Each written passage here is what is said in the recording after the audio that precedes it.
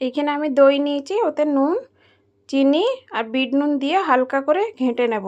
এখানে সাদা তেল দিয়ে দিয়েছি, বেগুনটাকে ভেজে নিচ্ছি।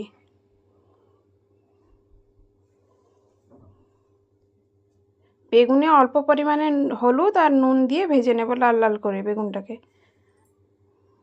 দেখুন বেগুনটা লাল লাল করে ভাজা হয়ে গেছে, এবার তুলে নিচ্ছি।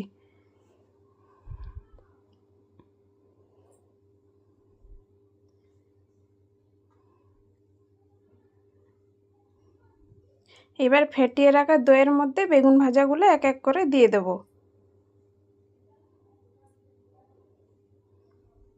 দইটাতে বেগুনগুলো ভালো করে মিশিয়ে নেব। এখানে ফোড়ন দেওয়ার জন্য সাদা তেল অল্প দিয়ে শুকনো লঙ্কা, 5 ফোড়ন আর কারি পাতা দিয়ে ভালো করে লাল লাল করে ভেজে নেব। লাল লাল করে ভাজা হয়ে গেছে, এবারে দইয়ের মধ্যে দিয়ে দিচ্ছি।